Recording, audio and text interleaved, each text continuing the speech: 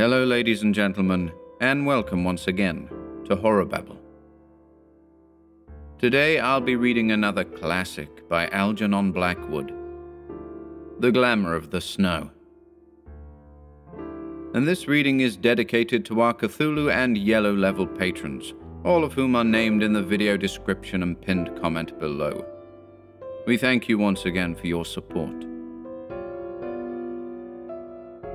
And without further ado,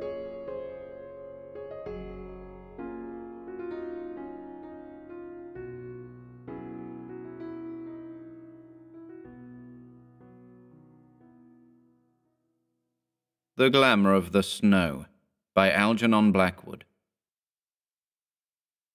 1. Hibbert, always conscious of 2 worlds, was in this mountain village conscious of 3.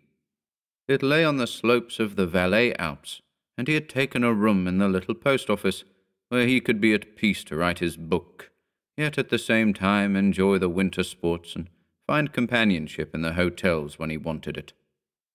The 3 worlds that met and mingled here seemed to his imaginative temperament very obvious, though it is doubtful if another mind less intuitively equipped would have seen them so well defined. There was the world of tourist English, civilized, quasi-educated, to which he belonged by birth, at any rate. There was the world of peasants, to which he felt himself drawn by sympathy, for he loved and admired their toiling, simple life. And there was this other, which he could only call the world of nature. To this last, however, in virtue of a vehement poetic imagination and a tumultuous pagan instinct fed by his very blood, he felt that most of him belonged. The others borrowed from it, as it were, for visits. Here, with the soul of nature, hid his central life. Between all 3 was conflict, potential conflict. On the skating rink each Sunday, the tourists regarded the natives as intruders. In the church, the peasants plainly questioned, "Why do you come? We are here to worship. You stare and whisper." For neither of these 2 worlds accepted the other, and neither did nature accept the tourists, for it took advantage of their least mistakes, and indeed, even if the peasant world accepted only those who were strong and bold enough to invade her savage domain with sufficient skill to protect themselves from several forms of death. Now, Hibbert was keenly aware of this potential conflict and want of harmony. He felt outside, yet caught by it, torn in the 3 directions because he was partly of each world, but wholly in only one. There grew in him a constant, subtle effort, or at least desire, to unify them and decide positively to which he should belong and live in. The attempt, of course, was largely subconscious. It was the natural instinct of a richly imaginative nature seeking the point of equilibrium, so that the mind could feel at peace and his brain be free to do good work. Among the guests, no one especially claimed his interest. The men were nice but undistinguished, athletic schoolmasters, doctors snatching a holiday, good fellows all. The women, equally various, the clever, the would-be fast, the dare-to-be-dull, the women who understood, and the usual pack of jolly dancing girls and flappers. And Hibbert, with his 40-odd years of thick experience behind him, got on well with the lot. He understood them all. They belonged to definite, predigested types that are the same the world over, and that he had met the world over long ago. But to none of them did he belong. His nature was too multiple to subscribe to the set of shibboleths of any one class. And since all liked him and felt that somehow he seemed outside of them, spectator, looker-on, all sought to claim him. In a sense, therefore, the 3 worlds fought for him, natives, tourists, nature. It was thus began the singular conflict for the soul of Hibbert. In his own soul, however, it took place. Neither the peasants nor the tourists were conscious that they fought for anything, and nature, they say, is merely blind and automatic. The assault upon him of the peasants may be left out of account, for it is obvious that they stood no chance of success. The tourist world, however, made a gallant effort to subdue him to themselves, but the evenings in the hotel, when dancing was not in order, were English. The provincial imagination was set upon a throne and worshipped heavily through incense of the stupidest conventions possible. Hibbert used to go back early to his room in the post office to work. It is a mistake on my part to have realized that there is any conflict at all, he thought, as he crunched home over the snow at midnight after one of the dances. It would have been better to have kept outside it all and done my work. Better, he added, looking back down the silent village street to the church tower, and safer. The adjective slipped from his mind before he was aware of it. He turned with an involuntary start and looked about him.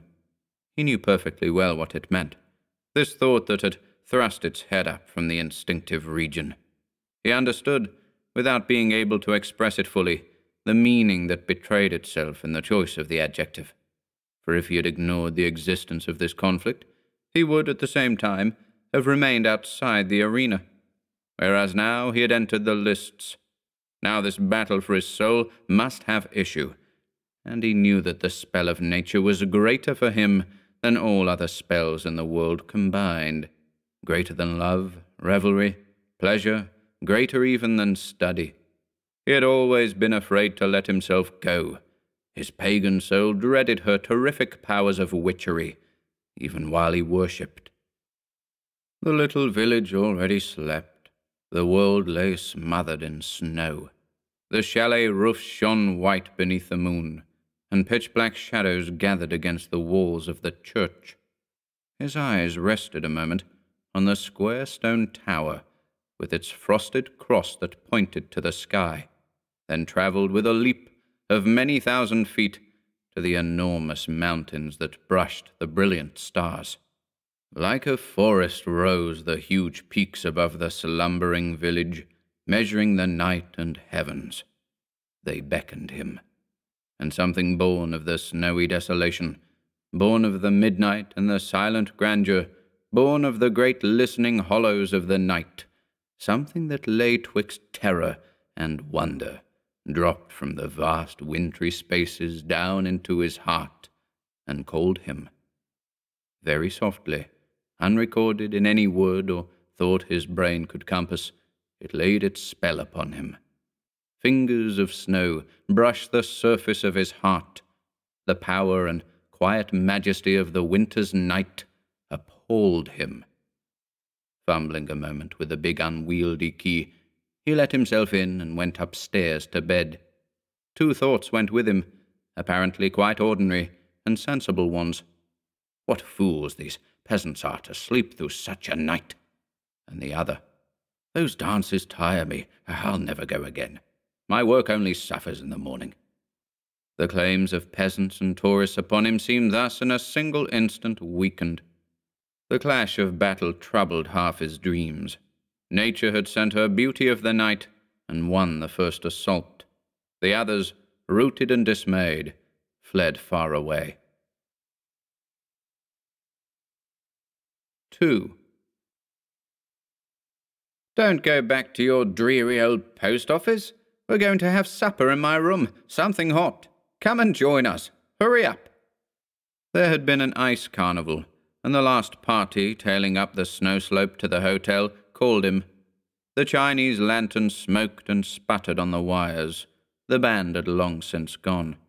The cold was bitter, and the moon came only momentarily between high, driving clouds. From the shed where the people changed from skates to snow boots, he shouted something to the effect that he was following, but no answer came. The moving shadows of those who had called were already merged high up against the village darkness. The voices died away. Doors slammed. Hibbert found himself alone on the deserted rink. And it was then, quite suddenly, the impulse came to stay and skate alone. The thought of the stuffy hotel room and of those noisy people with their obvious jokes and laughter oppressed him. He felt a longing to be alone with the night, to taste her wonder all by himself there beneath the stars, gliding over the ice. It was not yet midnight, and he could skate for half an hour. That supper party, if they noticed his absence at all, would merely think he had changed his mind and gone to bed. It was an impulse, yes, and not an unnatural one. Yet even at the time it struck him that something more than impulse lay concealed behind it. More than invitation, yet certainly less than command. There was a vague, queer feeling that he stayed because he had to, almost as though there was something he had forgotten, overlooked, left undone. Imaginative temperaments are often thus, and impulse is ever weakness. For with such ill-considered opening of the doors to hasty action may come an invasion of other forces at the same time, forces merely waiting their opportunity, perhaps. He caught the fugitive warning even while he dismissed it as absurd, and the next minute he was whirling over the smooth ice in delightful curves and loops beneath the moon. There was no fear of collision. He could take his own speed and space as he willed. The shadows of the towering mountains fell across the rink, and a wind of ice came from the forests, where the snow lay 10 feet deep. The hotel lights winked and went out. The village slept. The high wire netting could not keep out the wonder of the winter night that grew about him like a presence. He skated on, keen exhilarating pleasure in his tingling blood, and weariness all forgotten. And then, midway in the delight of rushing movement, he saw a figure gliding behind the wire netting, watching him. With a start that almost made him lose his balance, for the abruptness of the new arrival was so unlooked for, he paused and stared. Although the light was dim, he made out that it was the figure of a woman, and that she was feeling her way along the netting, trying to get in. Against the white background of the snowfield, he watched her rather stealthy efforts as she passed with a silent step over the banked-up snow. She was tall and slim and graceful. He could see that even in the dark. And then, of course, he understood. It was another adventurous skater like himself, stolen down unawares from hotel or chalet and searching for the opening. At once, making a sign and pointing with one hand, he turned swiftly and skated over to the little entrance on the other side. But even before he got there was a sound on the ice behind him, and, with an exclamation of amazement he could not suppress, he turned to see her swerving up to his side across the width of the rink. She had somehow found another way in.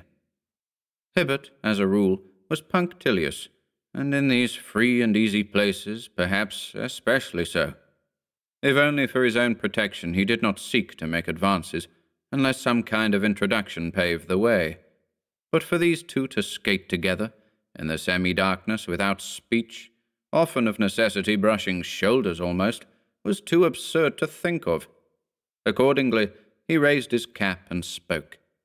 His actual words he seems unable to recall, nor what the girl said in reply, except that she answered him in accented English with some commonplace about doing figures at midnight on an empty rink. Quite natural it was, and right. She wore grey clothes of some kind, though not the customary long gloves or sweater, for indeed her hands were bare, and presently when he skated with her, he wondered with something like astonishment at their dry and icy coldness. And she was delicious to skate with, supple, sure and light, fast as a man, yet with the freedom of a child, sinuous and steady at the same time. Her flexibility made him wonder, and when he asked where she had learned, she murmured. He caught the breath against his ear, and recalled later that it was singularly cold, that she could hardly tell, for she had been accustomed to the ice ever since she could remember. But her face he never properly saw. A muffler of white fur buried her neck to the ears, and her cap came over the eyes. He only saw that she was young. Nor could he gather her hotel or chalet, for she pointed vaguely when he asked her up the slopes. "Just over there," she said, quickly taking his hand again. He did not press her. No doubt she wished to hide her escapade, and the touch of her hand thrilled him more than anything he could remember. Even through his thick glove he felt the softness of that cold and delicate softness. The clouds thickened over the mountains. It grew darker. They talked very little and did not always skate together. Often they separated, curving about in corners by themselves, but always coming together again in the centre of the rink. And when she left him thus, Hibbert was conscious of missing her. He found a peculiar satisfaction, almost a fascination, in skating by her side. It was quite an adventure, these two strangers with the ice and snow and night. Midnight had long since sounded from the old church tower before they parted. She gave the sign, and he skated quickly to the shed, meaning to find a seat and help her take her skates off. Yet when he turned, she had already gone. He saw her slim figure gliding away across the snow, and hurrying for the last time around the rink alone, he searched in vain for the opening she had twice used in this curious way. How very queer, he thought, referring to the wire netting. She must have lifted it and wriggled under. Wondering how in the world she managed it, what in the world had possessed him to be so free with her, and who in the world she was, he went up the steep slope to the post office, and so to bed, her promise to come again another night, still ringing delightfully in his ears. And curious were the thoughts and sensations that accompanied him. Most of all, perhaps, was the half-suggestion of some dim memory that he had known this girl before, had met her somewhere, more, that she knew him. For in her voice, a low, soft, windy little voice it was, tender and soothing for all its quiet coldness, there lay some faint reminder of two others he had known, both long since gone, the voice of the woman he had loved, and the voice of his mother. But this time through his dreams there ran no clash of battle. He was conscious, rather, of something cold and clinging that made him think of sifting snowflakes climbing slowly with entangling touch and thickness round his feet. The snow coming without noise, each flake so light and tiny none can mark the spot whereon it settles, yet the mass of it able to smother whole villages, wove through the very texture of his mind, cold, bewildering, deadening effort with its clinging network of 10 million feathery touches. 3. In the morning, Hibbert realized he had done, perhaps, a foolish thing. The brilliant sunshine that drenched the valley made him see this, and the sight of his work-table with its typewriter, books, papers, and the rest brought additional conviction. To have skated with a girl alone at midnight, no matter how innocently the thing had come about, was unwise, unfair, especially to her. Gossip in these little winter resorts was worse than in a provincial town. He hoped no one had seen them. Luckily, the night had been dark. Most likely none had heard the ring of skates. Deciding that in future he would be more careful, he plunged into work and sought to dismiss the matter from his mind. But in his times of leisure, the memory returned persistently to haunt him. When he skied, loosed, or danced in the evenings, and especially when he skated on the little rink, he was aware that the eyes of his mind forever sought this strange companion of the night.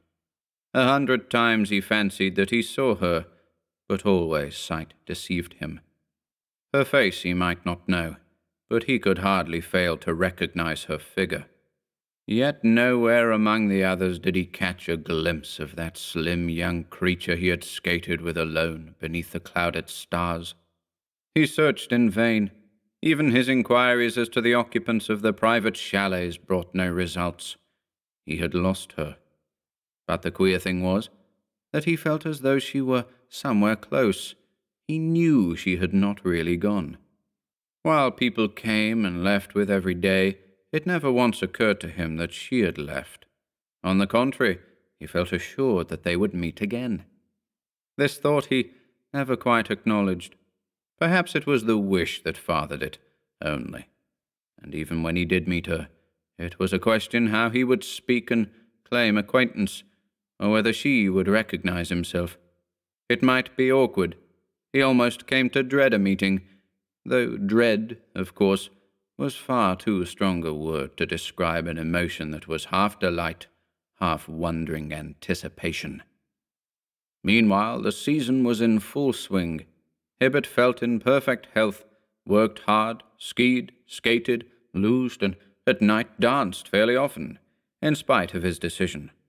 This dancing was, however, an act of subconscious surrender. It really meant he hoped to find her among the whirling couples. He was searching for her without quite acknowledging it to himself, and the hotel world, meanwhile thinking it had won him over, teased and chaffed him. He made excuses in a similar vein, but all the time he watched and searched and waited. For several days the sky held clear and bright and frosty, bitterly cold, everything crisp and sparkling in the sun. But there was no sign of fresh snow, and the skiers began to grumble. On the mountains was an icy crust that made running dangerous. They wanted the frozen, dry, and powdery snow that makes for speed, renders steering easier, and falling less severe. But the keen east wind showed no signs of changing for a whole 10 days. Then, suddenly, there came a touch of softer air, and the weatherwise began to prophesy. Hibbert, who was delicately sensitive to the least change in earth or sky, was perhaps the first to feel it. Only he did not prophesy. He knew through every nerve in his body that moisture had crept into the air, was accumulating, and that presently a fall would come. For he responded to the moods of nature like a fine barometer. And the knowledge, this time, brought into his heart a strange little wayward emotion that was hard to account for, a feeling of unexplained uneasiness and disquieting joy. For behind it, woven through it rather, ran a faint exhilaration that connected remotely somewhere with that touch of delicious alarm, that tiny anticipating dread that so puzzled him when he thought of his next meeting with his skating companion of the night. It lay beyond all words, all telling, this queer relationship between the two, but somehow the girl and snow ran in a pair across his mind. Perhaps for imaginative writing men, more than for other workers, the smallest change of mood betrays itself at once. His work at any rate revealed this slight shifting of emotional values in his soul. Not that his writing suffered, but that it altered, subtly as those changes of sky or sea or landscape that come with the passing of afternoon into evening, imperceptibly. A subconscious excitement sought to push outwards and express itself, and, knowing the uneven effects such moods produced in his work, he laid his pen aside and took instead to reading that he had to do. Meanwhile the brilliance passed from the sunshine. The sky grew slowly overcast. By dusk the mountain tops came singularly close and sharp. The distant valley rose into absurdly near perspective. The moisture increased, rapidly approaching saturation point, when it must fall in snow. Hibbert watched and waited. And in the morning the world lay smothered beneath its fresh white carpet. It snowed heavily till noon, thickly, incessantly, chokingly, a foot or more. Then the sky cleared, the sun came out in splendor, the wind shifted back to the east, and frost came down upon the mountains with its keenest and most biting tooth. The drop in the temperature was tremendous, but the skiers were jubilant. Next day, the running would be fast and perfect. Already the mass was settling, and the surface freezing into those moss-like, powdery crystals that make the ski run almost of their own accord, with a faint sishing as of a bird's wings through the air. 4. That night there was excitement in the little hotel world, first because there was a bal costume, but chiefly because the new snow had come, and Hibbert felt drawn to go. He did not go in costume, but he wanted to talk about the slopes and skiing with the other men, and at the same time Ah, there was the truth, the deeper necessity that called. For the singular connection between the stranger and the snow again betrayed itself, utterly beyond explanation as before, but vital and insistent. Some hidden instinct in his pagan soul, heaven knows how he phrased it even to himself, if he phrased it at all, whispered that with the snow the girl would be somewhere about, would emerge from her hiding place, would even look for him. Absolutely unwarranted it was. He laughed while he stood before the little glass and trimmed his moustache, tried to make his black tie sit straight, and shook down his dinner jacket so that it should lie upon the shoulders without a crease. His brown eyes were very bright. "I look younger than I usually do," he thought. It was unusual, even significant, in a man who had no vanity about his appearance and certainly never questioned his age or tried to look younger than he was. Affairs of the heart, with one tumultuous exception that left no fuel for lesser subsequent fires, had never troubled him. The forces of his soul and mind, not called upon for work and obvious duties, all went to nature. The desolate, wild places of the earth were what he loved, night, and the beauty of the stars and snow. And this evening he felt their claims upon him mightily stirring. A rising wildness caught his blood, quickened his pulse, woke longing and passion too. But chiefly snow.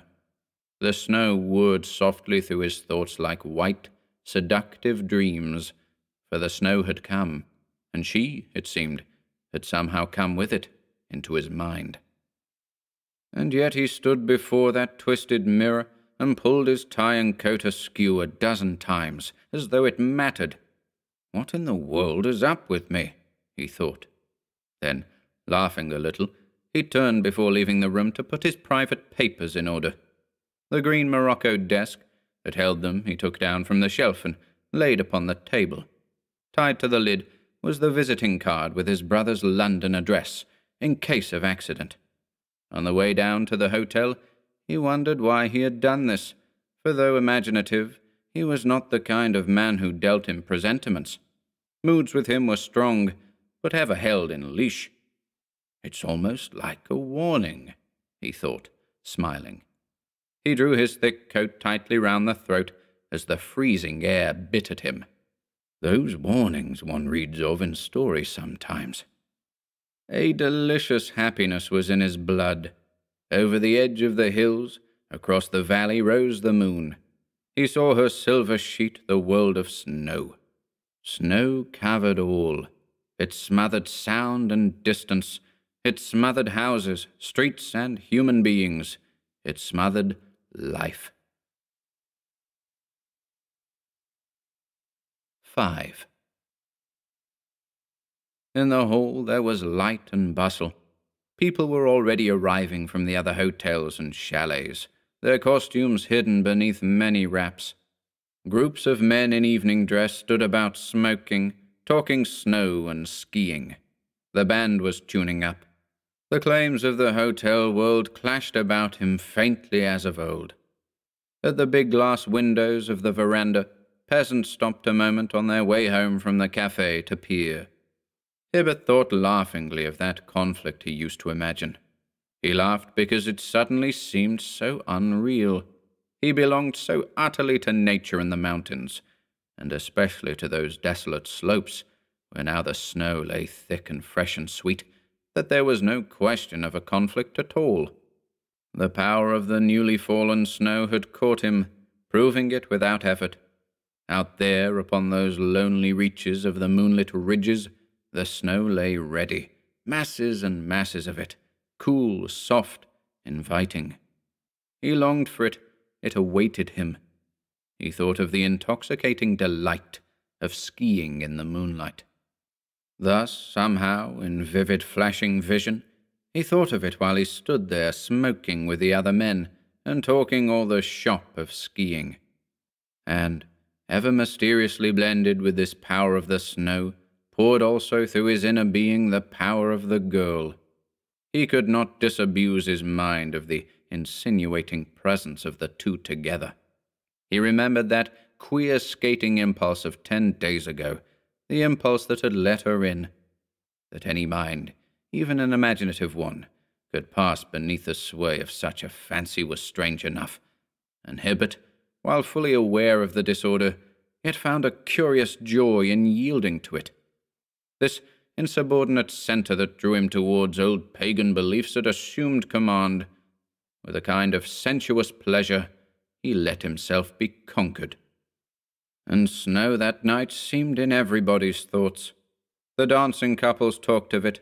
The hotel proprietors congratulated one another. It meant good sport and satisfied their guests. Everyone was planning trips and expeditions, talking of slopes and telemarks, of flying speed and distance, of drifts and crust and frost. Vitality and enthusiasm pulsed in the very air.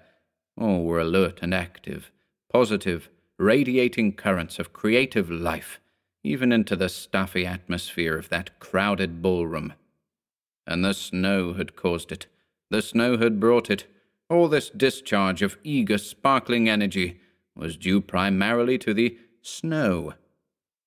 But in the mind of Hibbert, by some swift alchemy of his pagan yearnings, this energy became transmuted. It rarefied itself, gleaming in white and crystal currents of passionate anticipation, which he transferred, as by a species of electrical imagination, into the personality of the girl of the snow. She somewhere was waiting for him, expecting him, calling to him softly from those leagues of moonlit mountain. He remembered the touch of that cool, dry hand, the soft and icy breath against his cheek, the hush and softness of her presence, and the way she came, and the way she had gone again, like a flurry of snow the wind sent gliding up the slopes. She, like himself, belonged out there. He fancied that he heard her little windy voice come sifting to him through the snowy branches of the trees, calling his name. That haunting little voice that dived straight to the center of his life as once, long years ago, two other voices used to do. But nowhere among the costumed dancers did he see her slender figure.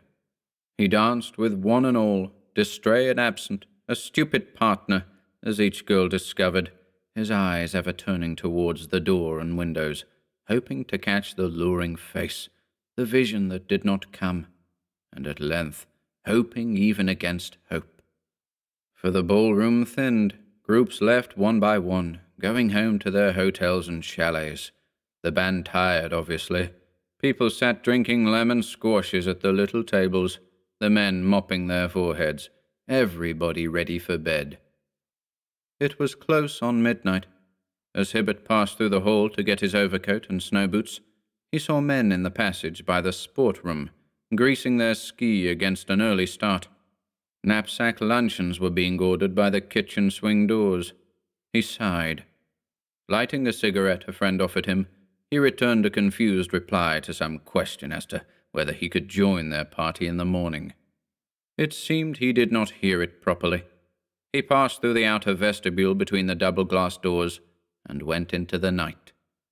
The man who asked the question watched him go, an expression of anxiety momentarily in his eyes. "Don't think he heard you," said another, laughing. "You've got to shout to Hibbert. His mind's so full of his work."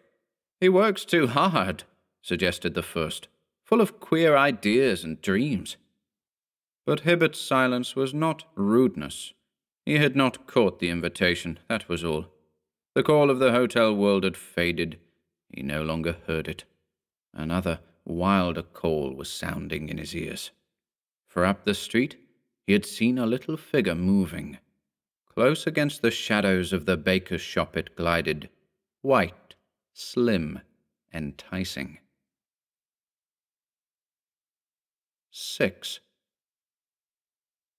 And at once into his mind passed the hush and softness of the snow, yet with it a searching, crying wildness for the heights.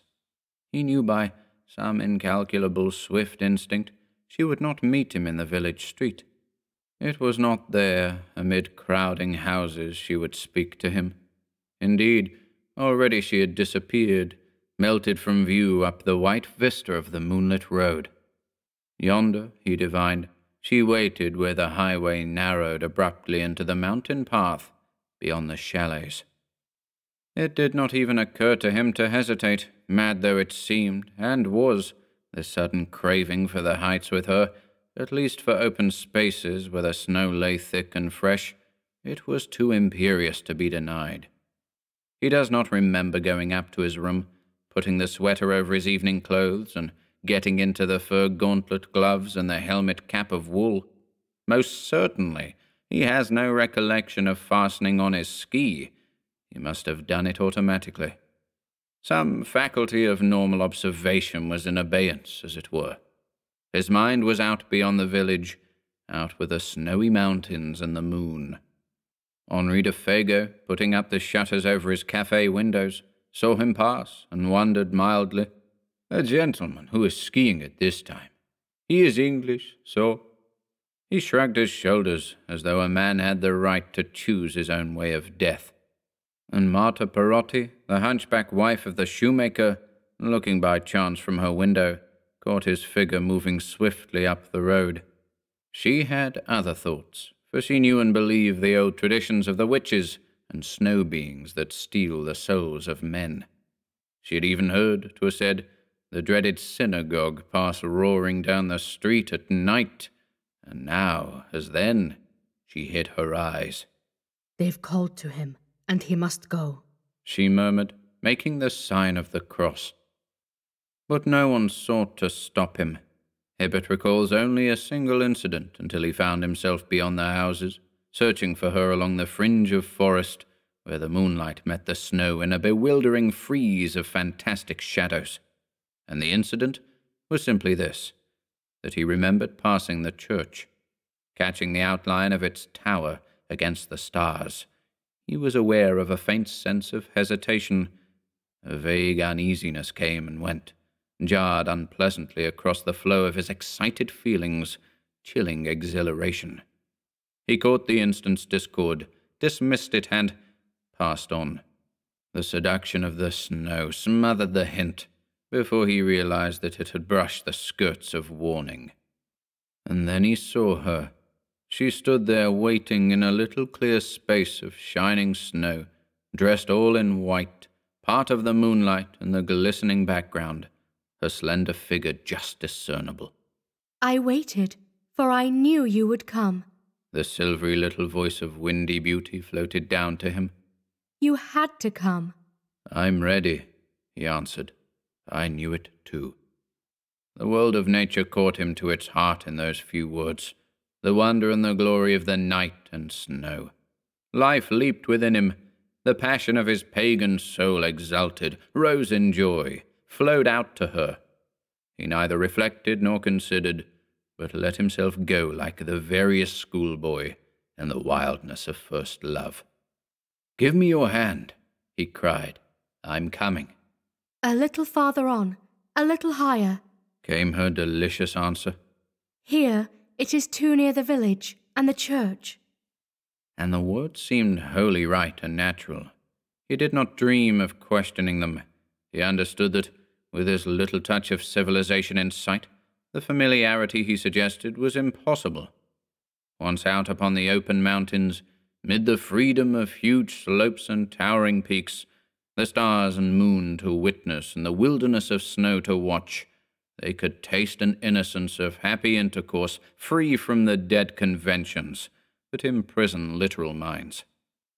He urged his pace, yet did not quite overtake her. The girl kept always just a little bit ahead of his best efforts, and soon they left the trees behind and passed on to the enormous slopes of the sea of snow that rolled in mountainous terror and beauty to the stars. The wonder of the white world caught him away. Under the steady moonlight, it was more than haunting. It was a living, white, bewildering power that deliciously confused the senses and laid a spell of wild perplexity upon the heart. It was a personality that cloaked and yet revealed itself through all the sheeted whiteness of snow. It rose went with him, fled before and followed after. Slowly it dropped lithe, gleaming arms about his neck, gathering him in. Certainly some soft persuasion coaxed his very soul, urging him ever forwards, upwards, on towards the higher, icy slopes. Judgment and reason left their throne, it seemed, completely, as in the madness of intoxication. The girl, slim and seductive, kept always just ahead, so that he never quite came up with her. He saw the white enchantment of her face and figure, something that streamed about her neck flying like a wreath of snow in the wind, and heard the alluring accents of her whispering voice that called from time to time. A little farther on, a little higher, then we'll run home together. Sometimes he saw her hand stretched out to find his own, but each time, just as he came up with her, he saw her still in front, the hand and arm withdrawn. They took a gentle angle of ascent. The toil seemed nothing. In this crystal, wine-like air, fatigue vanished. The sishing of the ski through the powdery surface of the snow was the only sound that broke the stillness. This, with his breathing and the rustle of her skirts, was all he heard. Cold moonshine, snow and silence held the world. The sky was black, and the peaks beyond cut into it like frosted wedges of iron and steel. Far below the valley slept, the village long since hidden out of sight. He felt that he could never tire. The sound of the church clock rose from time to time faintly through the air, more and more distant. "Give me your hand. It's time now to turn back." Just one more slope, she laughed. "That ridge above us, then we'll make for home." And her low voice mingled pleasantly with the purring of their ski. His own seemed harsh and ugly by comparison. "But I have never come so high before. It's glorious, this world of silent snow and moonlight, and you're a child of the snow, I swear. Let me come up, closer, to see your face, and touch your little hand." Her laughter answered him. "Come on, a little higher. Here we're quite alone together." "It's magnificent," he cried. "But why did you hide away so long? I've looked and searched for you in vain ever since we skated." He was going to say 10 days ago, but the accurate memory of time had gone from him. He was not sure whether it was days or years or minutes. His thoughts of earth were scattered and confused. "You looked for me in the wrong places," he heard her murmur just above him. "You looked in places where I never go. Hotels and houses kill me. I avoid them." She laughed, a fine, shrill, windy little laugh. "I loathe them too." He stopped. The girl had suddenly come quite close. A breath of ice passed through his very soul. She had touched him. "But this awful cold," he cried out sharply. "This freezing cold that takes me. The wind is rising. It's a wind of ice. Come, let us turn." But when he plunged forward to hold her, or at least to look, the girl was gone again, and something in the way she stood there a few feet beyond and stared down into his eyes so steadfastly in silence made him shiver. The moonlight was behind her, but in some odd way he could not focus sight upon her face, although so close. The gleam of eyes he caught, but all the rest seemed white and snowy, as though he looked beyond her, out into space. The sound of the church bell came up faintly from the valley far below, and he counted the strokes. 5. A sudden, curious weakness seized him as he listened. Deep within it was, deadly yet somehow sweet and hard to resist. He felt like sinking down upon the snow and lying there. They had been climbing for 5 hours. It was, of course, the warning of complete exhaustion. With a great effort, he fought and overcame it. It passed away as suddenly as it came. "We'll turn," he said, with a decision he hardly felt. "It will be dawn before we reach the village again. Come at once. It's time for home." The sense of exhilaration had utterly left him. An emotion that was akin to fear swept coldly through him. But her whispering answer turned it instantly to terror, a terror that gripped him horribly and turned him weak and unresisting. "Our home is here." A burst of wild, high laughter, loud and shrill, accompanied the words. It was like a whistling wind. The wind had risen, and clouds obscured the moon. "A little higher, where we cannot hear the wicked bells," she cried, and for the first time seized him deliberately by the hand. She moved, was suddenly close against his face. Again she touched him. And Hibbert tried to turn away and escape, and so trying, found for the first time that the power of the snow, that other power which does not exhilarate but deadens effort, was upon him. The suffocating weakness that it brings to exhausted men, luring them to the sleep of death in her clinging soft embrace, lulling the will and conquering all desire for life. This was awfully upon him. His feet were heavy and entangled. He could not turn or move. The girl stood in front of him, very near. He felt her chilly breath upon his cheeks. Her hair passed blindingly across his eyes, and that icy wind came with her. He saw her whiteness close. Again, it seemed, his sight passed through her into space, as though she had no face. Her arms were round his neck. She drew him softly downwards to his knees. He sank.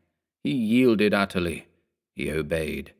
Her weight was upon him, smothering, delicious. The snow was to his waist. She kissed him softly on the lips, the eyes, all over his face. And then she spoke his name in that voice of love and wonder, the voice that held the accent of two others, both taken over long ago by death, the voice of his mother and of the woman he had loved. He made one more feeble effort to resist. Then, realizing, even while he struggled, that this soft weight about his heart was sweeter than anything life could ever bring, he let his muscles relax and sank back into the soft oblivion of the covering snow. Her wintry kisses bore him into sleep. 7. They say that men who know the sleep of exhaustion in the snow find no awakening on the hither side of death. The hours passed, and the moon sank down below the white world's rim. Then, suddenly, there came a little crash upon his breast and neck, and Hibbert woke.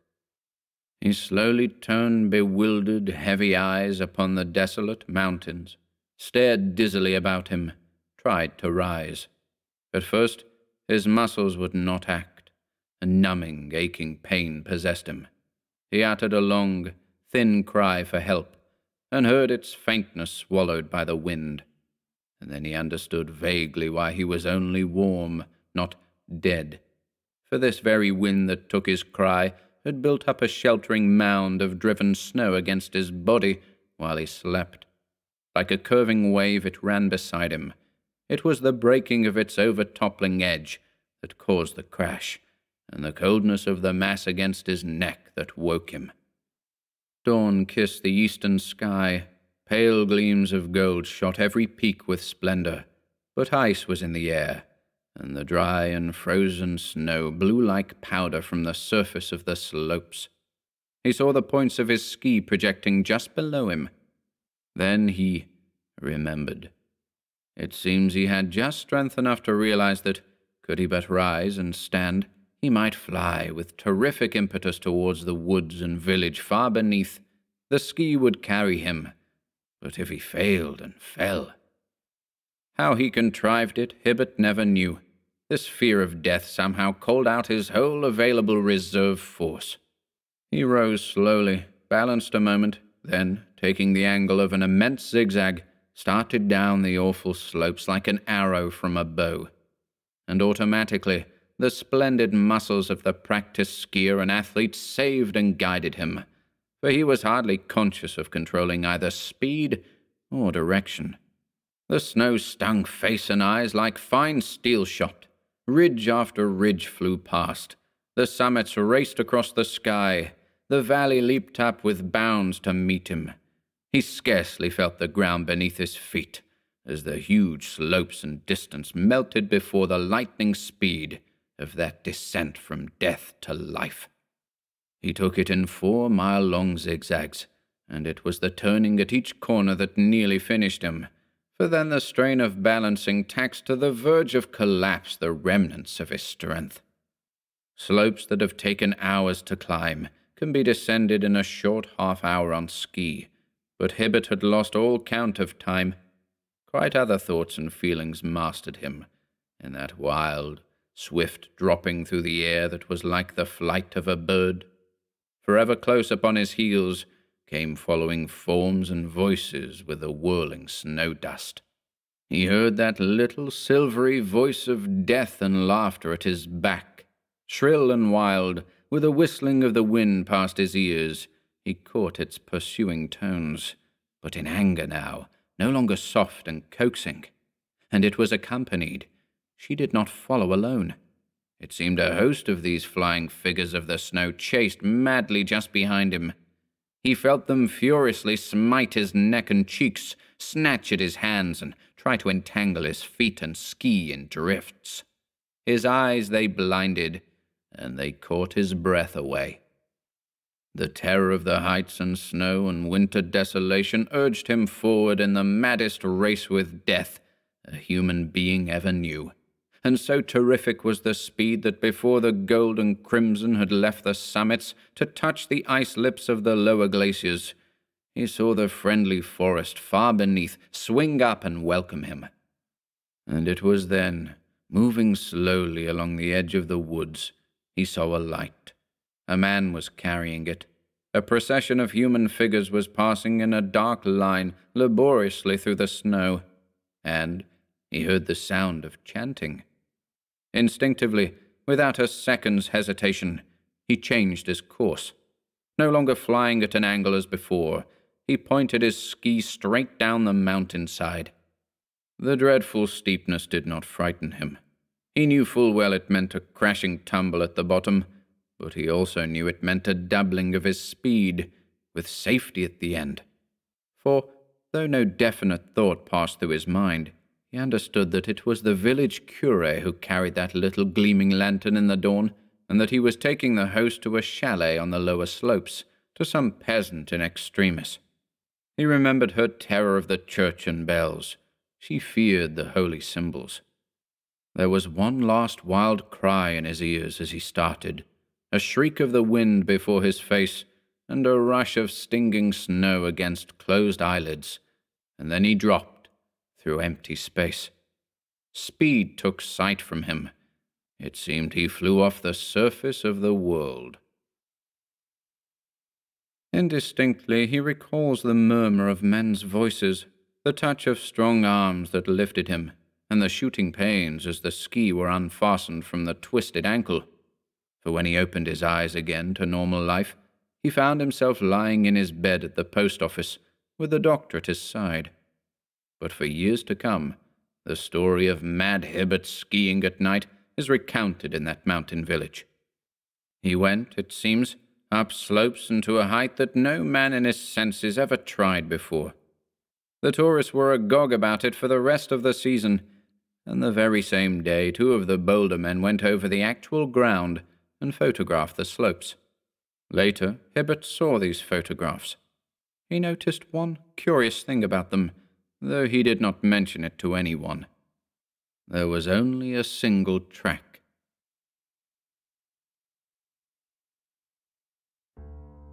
Thank you for listening today. If you'd like to support our work here at HorrorBabble, be sure to check out the video description below, where you'll find links to our Bandcamp and Patreon pages, our merch store over at Teespring, and further information relating to our releases on Audible, iTunes, and Spotify. And until next time,